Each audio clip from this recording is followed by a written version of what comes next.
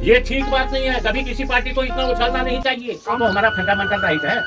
Fundamental right को कोई रोक नहीं सकता। क्या था क्या नहीं था भाई, तुम्हें तो मालूम ही है कितना सद्भाव था, कितना प्रेम था एक दूसरे के हाथ। दिन प्रतिदिन प्रेम की भाषा गायब होती जाती। 1971 की लड़ाई की तरह कोई दर्शन दिखा सकते हैं। रिटायरमेंट हुआ 1987 में फौज से, तब मैंने कांग्रेस ज्वाइन की। बहुत सोया हुआ, वो उठ नहीं सकता था। वो नेहरू ने बनाया उसको घुटने के बल चलना। भी हो, मैं हमेशा खुश रहता हूँ, इसीलिए आप लोगों को स्वतंत्र विचार अपने रख देता हूँ।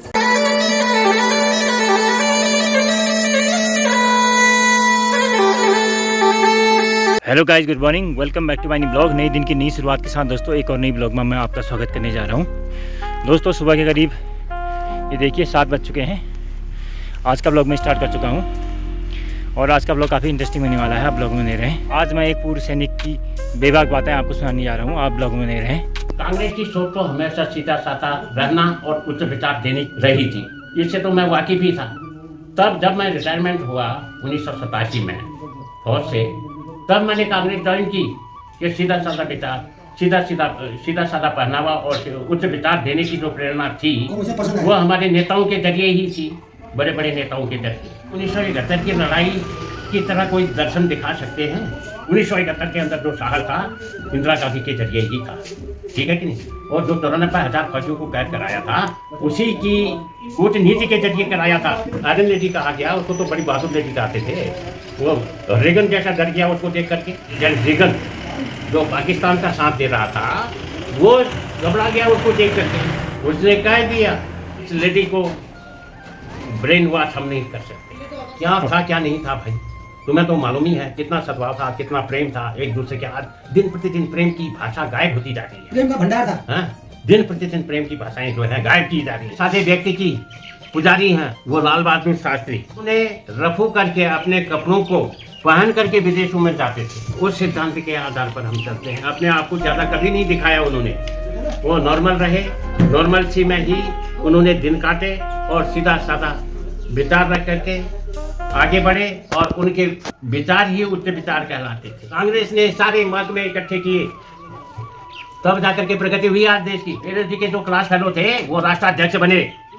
उन सारे कंट्रियों से हर तरह की टेक्नोलॉजी लाए, उनको छोटे छोटे रूप में बिठाया और उसी के कारण देश आज प्रगति के रास्ते में चल पड़ा है। कंगाल भारत था, असमर्थ भारत था, कुछ भी नहीं था उसके पास। कंगाली से जूझ रहा था, स्वास्थ्य से जूझ रहा था भारत उस समय। ऐसे भारत को सौंप गए नेहरू को ब्रिटिशर। वहां से उन्होंने अपनी कमर बांधी। कमर बांधने के बाद हिंदुस्तान को, ये तो लेटा हुआ हिंदुस्तान था उस समय, घुटने के बल आया, घुटने के बाद फिर पैरों के बल आया, उसके बाद चलने लगा। कंगाल भारत तो मिला ही। हिंदुस्तान बहुत सोया हुआ, वो उठ नहीं सकता था। वो नेहरू ने बनाया उसको घुटने के बल चलना और फिर पैरों के बल चलना, फिर आगे बढ़ना। भाईचारे का यही संदेश उन्होंने मिलजुल करके सीधा साधा विचार रख करके, सीधा साधा पहनाव रख करके उच्च विचार देना उन्होंने सिखाया। हम सुख हो कैसा भी हो, मैं हमेशा खुश रहता हूँ, इसीलिए आप लोगों को स्वतंत्र विचार अपने रख देता हूँ। उन्होंने ही टिकाया देश को। अंग्रेज लोग, अगर ये संविधान नहीं चलता हमारे देश के अंदर तो नेहरू को कोसते। इसी तरह से उसने बिठा बुठू करके ब्रिटिश हुकूमत ने ये सारे कुछ लिखा रखे थे पॉइंट, टेक्निकल पॉइंट, समझ गए। सुभाष चंद्र बोस को अगर नजर आएगा तो उसको हमारे हवाले करने के लिए ब्रिटिश साम्राज्य ने वो पहले ही मेंशन कर रखा था। इस तरह से उसने संभाला, किस तरह से वो किया, देश को यहाँ तक पहुँचाया। आज देश की छवि जिनके बदौलत बनी है, नेहरू के बदौलत बनी है। अब नेहरू कहाँ है? नेहरू हो या ना हो, उसको गाली गलौज करते हैं। ये नेहरू नहीं है अभी। भाजपा कल की पार्टी जो है अपना फरमान चढ़ा रही है कि जो कुछ है वो हम ही हैं। ये ठीक बात नहीं है। कभी किसी पार्टी को इतना उछालना नहीं चाहिए। महंगाई की वजह से त्रस्त है। क्या था क्या? तो संविधान के बारे में बहुत बड़ी नॉलेज है यार। नॉलेज तो छड़ी, ये बड़ी अच्छी बात कही आप। बात हो रही है, देखा है, सुना है, लिखा है, समझा है, लिखा है, चारों तरफ से एहसास किया है, लिखा भी है।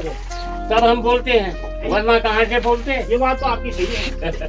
उछलना नहीं चाहिए किसी शासक को। जो शासक उछलने लग गया वो खड्डे में गया। खड्डे में गया।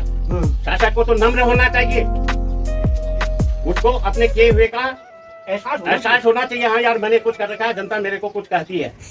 ये होना चाहिए। जो शासक है वही उछलने लगते हैं तो फिर वो शासक नहीं कहलाते, वो तो कुशासक महत्वाकांक्षी लोग हैं। समझ गए कि नहीं? शासक और कुशासक में क्या अंतर है था? शासक वो ठहरा जो आम जनता के बारे में सोचता है, आम जनता की भलाई के में तत्पर रहता है, वही शासक कहलाता है। आज तुम्हारे नजदीक इस बुढ़ापे में पहुंचा हूँ मैं।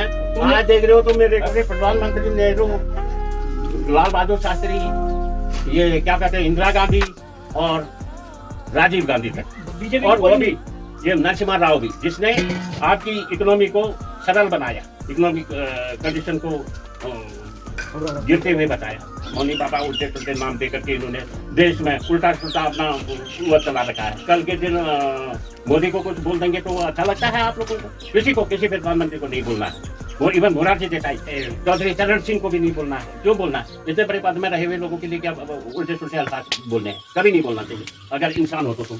ये बड़ी अच्छी बात कही आप। तो अच्छा काम करता है उसके लिए नहीं बोला जा सकता, ठीक है? लेकिन सोशल मीडिया में छा गया रे तू। अरे यार, जिंदगी हमारी छाने के लिए ही बनी थी। 1987 से पार्टी में ज्वाइन किया था। हाँ, मोह भंग हो गया आपका? नहीं, वो तो भंग नहीं हुआ, फिर भी हम अपने पार्टी का पक्ष तो लेंगे ही, ठीक है कि नहीं? जीवन पर्यंत रहोगी। जीवन पर्यंत। अच्छा, अभी स्टेज में जाके मौका नहीं मिला आपको है ऐसे दौड़ने का? क्यों नहीं मिला? चारों तरफ मिला मेरे को। मेरे को ये उठाते थे हर मंच पर। हमने कभी कांग्रेस पार्टी से कोई कुछ नहीं मांगा। एक ही बार मांगा था, एक नल लगा दो करके, नहीं लगा आपका? नहीं लगा। अब तो 2-3 नल है मेरे पास। पानी आए ना आए तुम्हारा भत्ता बढ़ते रहना चाहिए। बढ़ता क्या सवाल है? वो तो हमारा फंडामेंटल राइट है। फंडामेंटल राइट को कोई रोक नहीं सकता, ठीक है कि नहीं? समझ गए कि नहीं? वो तो हमने कर्म कर रखे थे, तब हमें फंडामेंटल राइट मिले हैं। ये बड़ी अच्छी बात कही आप। गोली भी मारी तूने किसी को? क्यों मारना है यार गोली खाली खाली? जब हमें तैनात करेंगे दुश्मन के मारने के लिए तो हम वहाँ भी गोली चला देंगे, ठीक है? गोली खा भी लोगे? गोली खा भी लेंगे। एक फौजी को जीने की कला हर जगह की होगी, चाहे बर्फीला इलाका हो, चाहे बरसाती इलाका हो, चाहे गर्मी वाला इलाका हो। ये बड़ी अच्छी बात कही आप। नरेंद्र, और क्या ख्वाहिश रह गई आपकी जिंदगी में? जिंदगी में कोई ख्वाहिश नहीं रही, हमने जो कुछ करना था कर दिया। ये बड़ी अच्छी बात कही आप। नारायण सिंह बिष्ट जी पूर्व फौजी एक राजनीतिक दल कांग्रेस को सपोर्ट करते हुए आए हैं, और आज मैंने आपको इनके निजी विचार दिखाए हैं इस ब्लॉग में। आशा करता हूं दोस्तों आपको ये ब्लॉग जरूर पसंद आएगा, और मैंने आज एक पूर्व सैनिक जो कांग्रेस से बिलोंग करते हैं उनको दिखाने की कोशिश की है, और उनकी बातें आपको जरूर पसंद आई होंगी। और दोस्तों मैं आशा करता हूँ आपको ये ब्लॉग जरूर पसंद आया होगा। ऐसी ब्लॉग देखने के लिए उनके बारे चैनल को आप लाइक, शेयर और सब्सक्राइब करें। मिलते हैं नेक्स्ट ब्लॉग में, तब तक के लिए बाय बाय।